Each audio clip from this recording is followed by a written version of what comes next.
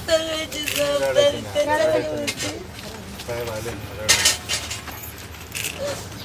भाऊ आहे, त्याचे 2 बहिणी आहे, एक आई आहे. सगळ्याची जबाबदारी इकडं तिकडं पाहणं त्याचं दाखवत होतं. एक ऑटो रिक्शा वाला जो रेलवे स्टेशन के पास इस गरीब बस्ती के अंदर रहता है, साबड़े नाम का, जिसकी उम्र महज 27 साल बताई गई है। वो लड़के ने आत्महत्या की है। वो रिक्शा चलाता था, रिक्शे के ऊपर लोन था और ऐसे पीरियड के अंदर जब कारोबार नहीं चल रहा है तब बैंक वाले, फाइनेंस वाले फ़ोन कर कर के उन्हें परेशान कर रहे थे। ऐसे हालत में उससे बर्दाश्त नहीं हुआ और उसने फांसी लगाकर आत्महत्या कर ली। तो ऐसे साबड़े जैसे बहुत सारे लोग हैं जो आज इस परेशानियों से गुज़र रहे हैं। सरकार ने तो ये कहा है कि हम आपको रिक्शे वालों को 1500 रुपये देंगे, लेकिन अभी तक कितने रिक्शे वालों के पास ये 1500 रुपये आए, ये सरकार ने ही जवाब देना चाहिए। दूसरा ये है कि अगर पूरी तरह से अगर लॉकडाउन है, लोग सड़कों के ऊपर नहीं है, तो ऑटो रिक्शा अगर बाहर निकल भी रहे हैं तो उनको गिराक नहीं मिल रहे हैं। दिन भर बैठने के बाद 2-2, 3-3 मुश्किल से गिराक मिलते हैं, उससे अपना पेट भरेंगे या इंस्टॉलमेंट भरेंगे।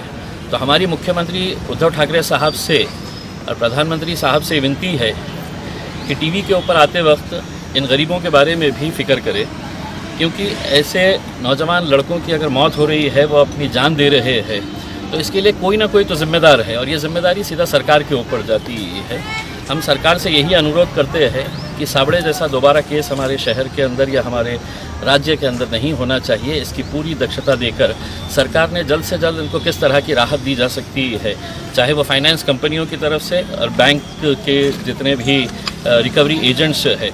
हमने पुलिस को और प्रशासन को साफ़ तरीके से ये ताकीद की है, ये बताया है कि अगर कोई ज़ोर ज़बरदस्ती की गई कोई फाइनेंस कंपनी की तरफ से और बैंक्स की तरफ से, क्योंकि इस पीरियड के अंदर लोगों को पैसा देने के लिए है ही नहीं, और ये रिकवरी एजेंट्स अगर दादागिरी के बल के ऊपर कभी गाड़ियाँ उठाकर लेकर जा रहे हैं, कभी उनके घर वालों को परेशान कर रहे हैं, तो ये किसी सूरत के अंदर बर्दाश्त नहीं किया जाएगा। और इसके लिए पूरी तरह से स्थानिक प्रशासन और स्थानिक पुलिस इसके लिए ज़िम्मेदार रहेगी। हमने लिखित रूप के अंदर दिया है, तो हम उम्मीद करते हैं इसके ऊपर जल्द से जल्द है तो प्रशासन कोई ना कोई कार्रवाई। सर, आज की मीटिंग का बायकॉट क्यों किया आपने?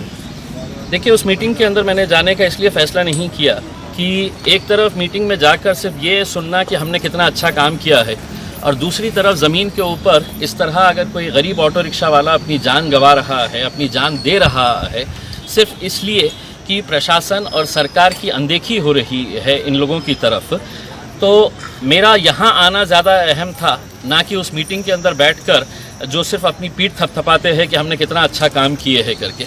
अगर अच्छा काम किए होते तो शायद ये लड़के की जान बच जाती थी। आज उसके परिवार के ऊपर क्या बीत रही है, उसके माँ के ऊपर, उसकी पत्नी के ऊपर क्या बीत रही है, शायद उस मीटिंग के अंदर बैठे अधिकारियों को एहसास नहीं है। मैं उन लोगों से भी ये अनुरोध करना चाहूँगा कि एक बार यहाँ पे निकल कर आए और देखें इन लोगों की हालत कैसी है करके, तब आपको समझ में आएगा कि आप सिर्फ बयानबाजी जो करते हैं और ज़मीनी हकीकत के अंदर कितना फ़र्क है।